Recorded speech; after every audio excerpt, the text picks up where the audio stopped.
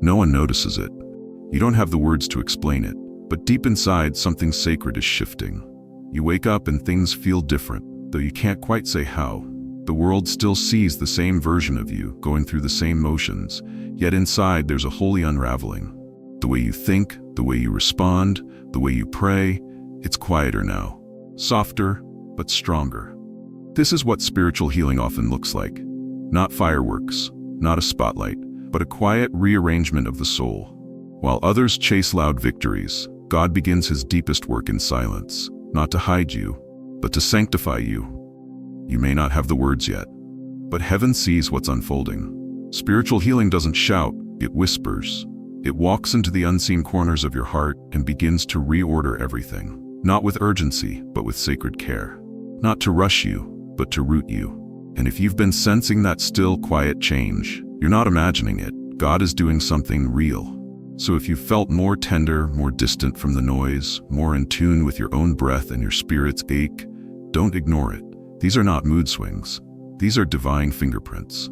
These 5 signs may be quiet, but don't mistake quiet for small. They are the deep works of restoration, the kind that don't demand attention, but deserve reverence. And if even one line in this resonates with you, pause, take a breath, and let us know in the comments. God is still working in me. Because sometimes just putting it into words helps your soul recognize the healing that's already begun. Sign 1. You're losing the desire to argue or prove yourself. There was a time when you couldn't walk away from an argument, a slight, a misunderstanding, even a small disagreement. It used to stir something in you. The need to be understood, to prove your point, to defend your heart. Maybe it came from past wounds, where your voice wasn't heard. Maybe it was tied to your identity, your sense of worth. Whatever the reason, the urge to explain yourself, to correct others, to fight for your side used to feel necessary. But now, it's fading. You hear things that would have once provoked you and you feel quiet, not numb, not indifferent, just free. The weight of needing to be right has lifted, and though others may misread your silence as weakness, deep inside, you know, this is strength, this is peace, this is healing. Because when God begins restoring your soul, He doesn't just fix your wounds, He softens your defenses. He shows you that your value was never rooted in being understood, but in being known by Him. You begin to realize that being right isn't always worth the cost of your peace. That sometimes the most powerful response is no response. Not because you're retreating, but because you've risen above the need to prove. Spiritual maturity looks like walking away without bitterness, like hearing an insult and choosing not to internalize it, like seeing someone twist your words and still refusing to play the same game. Not because you don't care, but because you've learned to care differently. You're no longer trying to win debates, you're trying to win back your inner calm. And this isn't passivity. This isn't weakness. This is God unhooking your soul from the traps of ego and pride. This is the Holy Spirit teaching you restraint, not as a cage, but as a crown. Silence, when led by the Spirit, is not empty. It's pregnant with power. It says, I don't need to convince you because I'm already held in truth. It says, my peace is not up for negotiation. It says God will vindicate what needs to be seen, and I don't need to carry that weight anymore. You begin to trust that the one who sees all and knows all is better at defending your heart than you ever were. And that trust allows you to let go of battles you were never meant to fight. So if you felt yourself pulling back from confrontations, if the old urge to explain yourself is slowly being replaced by stillness, that's not apathy. That's alignment. Let the world misunderstand. Let the chatter go unanswered. Let your silence testify to the healing happening within. You are not losing your voice. You are finding your authority in a deeper place. Because sometimes the loudest thing you can say is nothing at all. Sign 2, you're drawn to simplicity. You used to thrive in noise. You could juggle 5 conversations, a dozen tasks, and a calendar filled edge to edge, and it made you feel alive. The busyness gave you a sense of purpose, of identity, maybe even control. But lately, something has changed. You find yourself pulling back. What once felt exciting now feels heavy. You're not lazy, you're healing. Suddenly, you crave fewer commitments. You pause before adding another obligation to your week. You want your home to feel like a sanctuary, not a storage unit. Clutter makes your chest tighten. Too many words exhaust you. Too much noise grates on your soul, and you can't explain why. You just know this. Something in you is reaching for quiet, for order, for simplicity.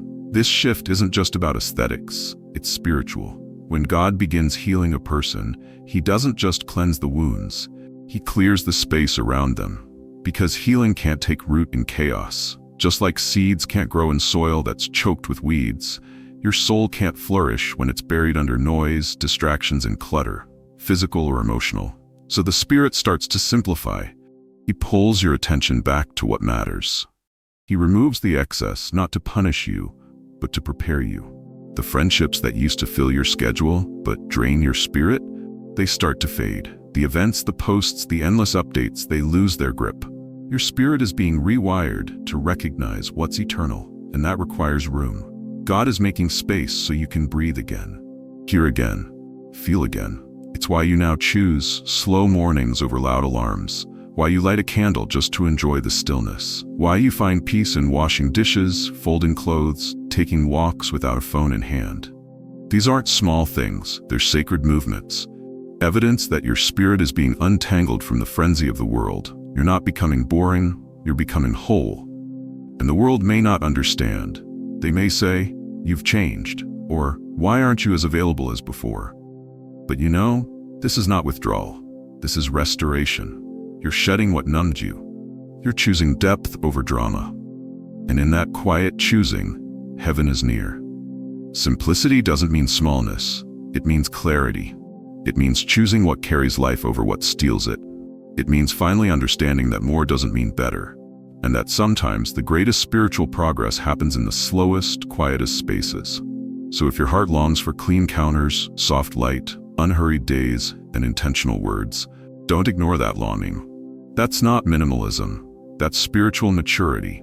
God is decluttering your world so He can fill it with His presence. He's removing the noise so you can hear His whisper. He's calling you away from the crowd, not because you don't belong, but because He wants to belong more deeply to you. Let Him simplify you. Let Him teach you how to live unburdened. And if this speaks to where you are, type "I choose simplicity" in the comments. Not just as a preference, but as a declaration that you're ready to live uncluttered, undistracted, and undivided. Because in the quiet, in the stillness, in the simplicity, He is there. Sign 3.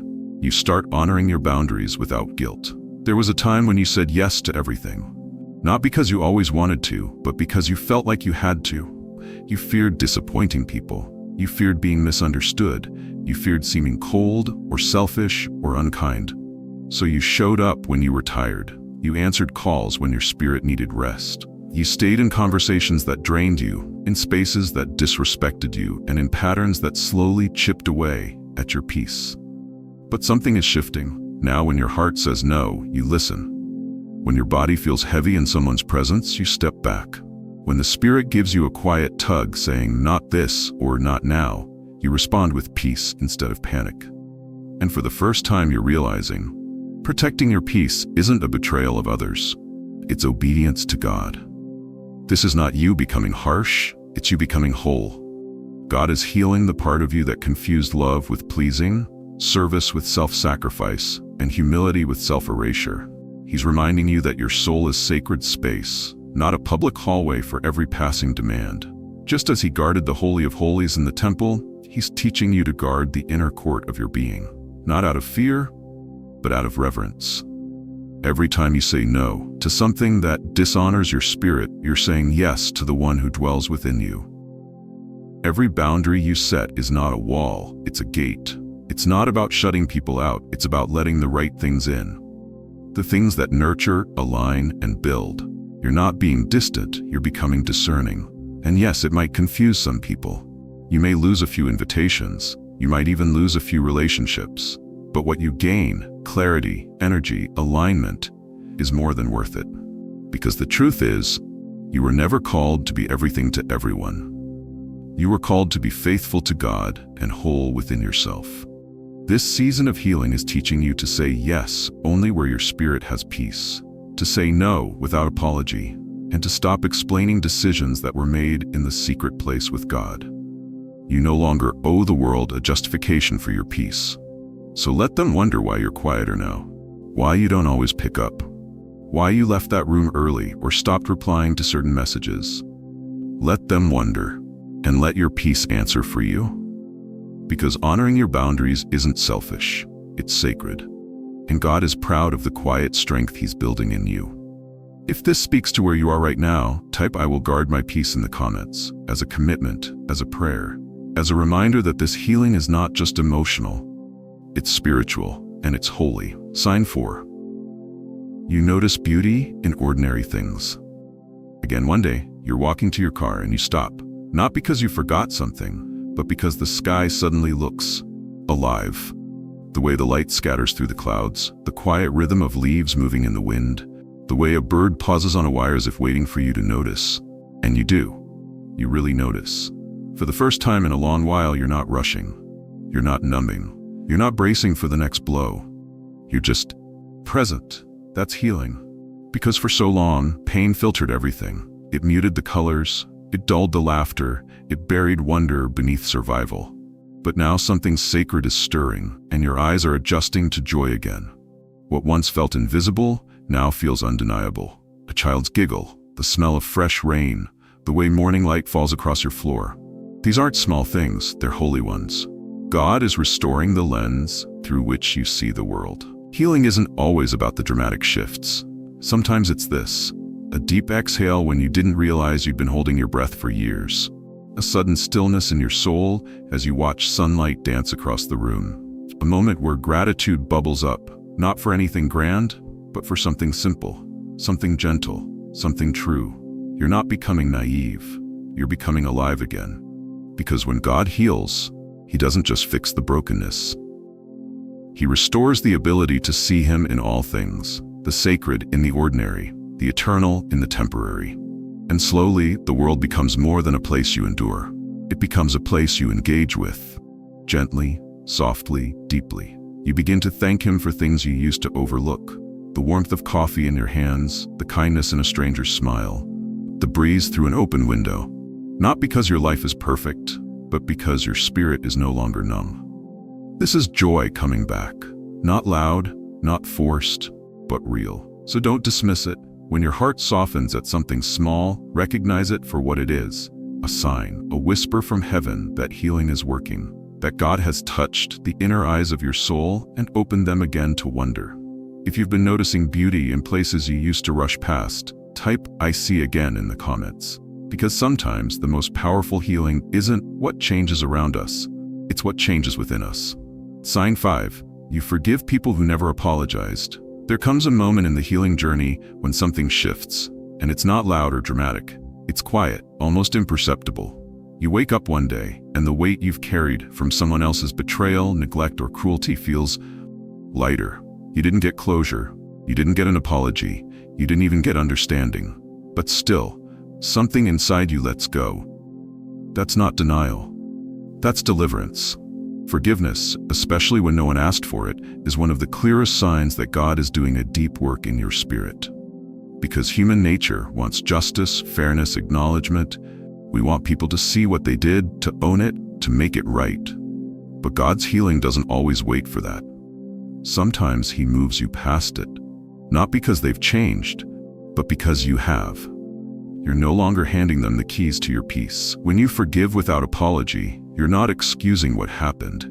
You're releasing the hold it had on you. You're saying, "This pain will not define me anymore."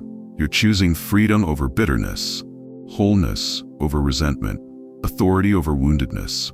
Jesus modeled this kind of forgiveness. Hanging on the cross, surrounded by those who mocked, betrayed, and abandoned Him, He said, "Father, forgive them, for they know not what they do." Not after they repented, not after they made amends, but right in the middle of their offense. That's divine authority, and now it's flowing through you. You're stepping into a new spiritual maturity where forgiveness is no longer a transaction, it's a transformation. You've realized that waiting for them to make it right is delaying your own healing, and God has too much planned for you to be anchored to a moment that's already passed. So you let go. Not because they deserved it, but because you deserve to be free. This kind of forgiveness confuses the world. It confuses the enemy, but it pleases the heart of God. Because every time you choose to release what hurt you, you reclaim the parts of yourself that pain tried to own. If you've started forgiving people who never apologize, type "I release it" in the comments, because that's not weakness. That's power. That's the authority of someone who knows God is the judge, the healer, and the one who lifts you beyond what was meant to break you. Not every breakthrough comes with a spotlight.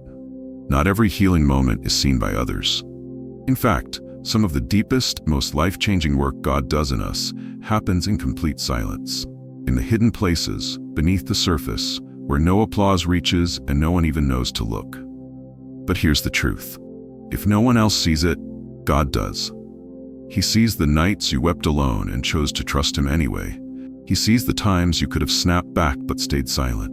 He sees the slow, sacred way your heart is softening, even after all it's been through. And He calls it holy. Spiritual healing doesn't always come with thunder. It comes in whispers. When you suddenly realize you don't need to argue, when you crave peace more than validation, when your joy returns not with fanfare, but through the glint of morning light or the sound of laughter you hadn't heard in years. That's heaven, rebuilding you from the inside out. And no, you don't need a public miracle to confirm a private healing. The shift within you is the miracle. The way you walk away from chaos, the way you forgive without conditions, the way your spirit chooses stillness over stimulation. That's what healing looks like, not always loud, but always powerful. You are not behind. You are not broken beyond repair. You are simply being made whole in a way that doesn't demand attention, only surrender. Let God finish what He started in you. Don't rush the silence. Don't despise the stillness. Don't second-guess the sacred just because it's quiet. If you felt something shift as you listened, let us know in the comments. Write "Heaven is healing me" as your declaration. And if you want more videos that speak to your soul, remind you of God's nearness, and walk with you through your spiritual transformation, subscribe to this channel right now. Turn on the notification bell so you don't miss the next word God has for you. Because even if the world can't see what's happening in you, heaven is watching, and heaven is proud.